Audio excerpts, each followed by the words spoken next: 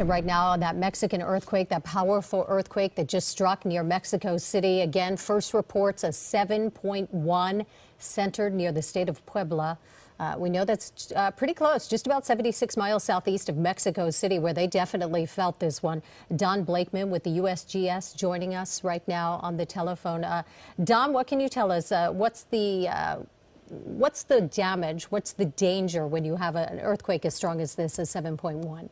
Well, at this point, we have not had any reports, but because of the size of this earthquake and the location it's in, I would expect that there have been damages, certainly. Possibly not in Mexico City. We'll just have to see, but there are a lot of towns and minor cities close to the epicenter. And right now, the preliminary that we're getting was a 7.1. Is that going to be changed at some point? It may change as much as a tenth of a magnitude or so, but right now 7.1 is our best estimate. And we are getting some video into our newsroom. It seemed like this earthquake rocked for quite a bit. Last night we had one here in Los Angeles. It was quick and blunt. This one seems like it rolled on for a while.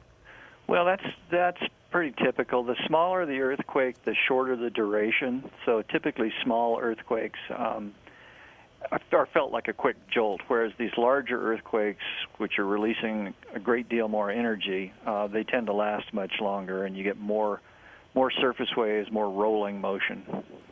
Don, you mentioned that you were concerned because of the location of the earthquake. What do you mean by that? Are you talking about the age of the buildings, that they might not be structures that would hold up in something like this, or are you talking about the density? Well, a couple of things. One is how well the buildings are built. Sometimes age means they're weaker. Sometimes old buildings are quite strong.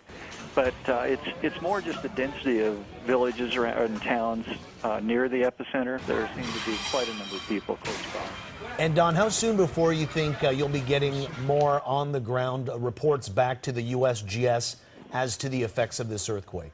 It generally takes a half an hour to an hour before we really start getting many reports in.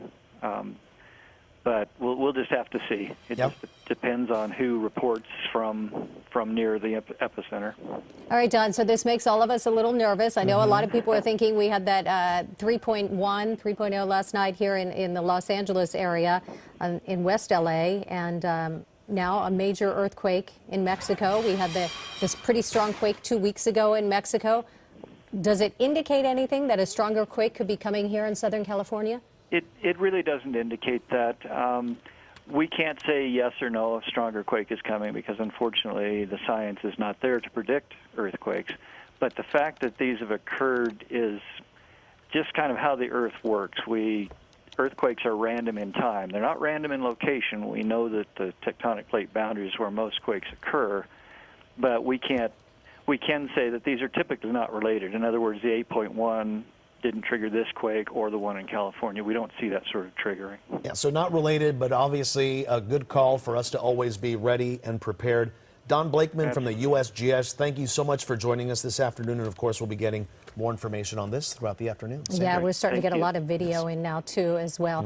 Don, thanks for the insight. We do appreciate it.